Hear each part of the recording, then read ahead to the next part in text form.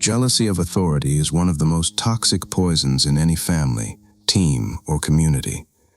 The Bible shows it clearly in the story of Miriam and Aaron, the older siblings of Moses. They watched their younger brother carry a level of authority and intimacy with God that they did not share. Moses spoke to God face to face, like a friend.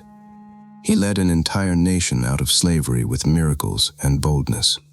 So Miriam and Aaron began to speak against him. They complained about his Cushite wife, but the real issue quickly surfaced. Has the Lord spoken only through Moses? Hasn't he also spoken through us? On the surface, it looked like a fair question. They had both been used by God. Miriam had led worship after the Red Sea crossing. Aaron had stood beside Moses before Pharaoh. But underneath their words was the sharp sting of jealousy over authority that wasn't theirs. They wanted equal platform, equal honor, equal voice in decisions. They resented that Moses carried a mantle they did not. God heard every word. He called all three to the tent of meeting, affirmed Moses' unique relationship with him, and then struck Miriam with leprosy. The jealousy that began in private conversation ended in public humiliation and a week of isolation outside the camp. Aaron, seeing his sister's condition, finally admitted their foolishness.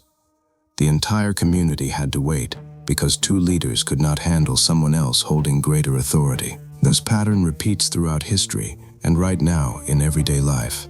You see it when a colleague undermines the boss who got promoted instead of them. When a ministry leader quietly sabotages another who carries a bigger anointing. When family members resent the sibling who carries the main responsibility or blessing. When someone in a group cannot celebrate another's clear gifting because it highlights where they feel overlooked. Jealousy of authority rarely admits its true name. It hides behind fairness, concern, or just asking questions. The danger is that it attacks the very order God established. Authority is not a popularity contest or a participation trophy. It is a weight and a responsibility.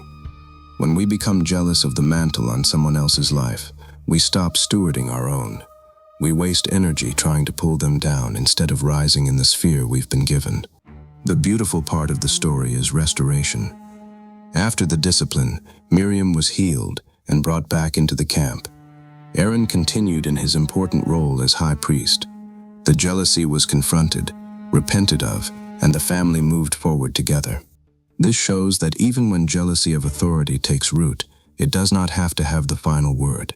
If you recognize this in your own heart right now, that subtle resentment when someone else is chosen, promoted, or given influence, take it as a warning light. Ask yourself honestly, am I content with the sphere God has given me, or am I secretly competing for someone else's? True leadership rejoices when others succeed. It does not feel diminished by another's rise. I release the need to hold equal spotlight. I celebrate the authority on other people's lives. I steward my own assignment with humility and fire. The same God who spoke to Moses face to face is more than capable of speaking clearly to me in my lane. Jealousy of authority only shrinks me. Gratitude for what I carry expands me. I choose the path that leads to peace instead of leprosy of my soul. The universe is better when I choose to stay in my rightful place, as honored, humbled, and free.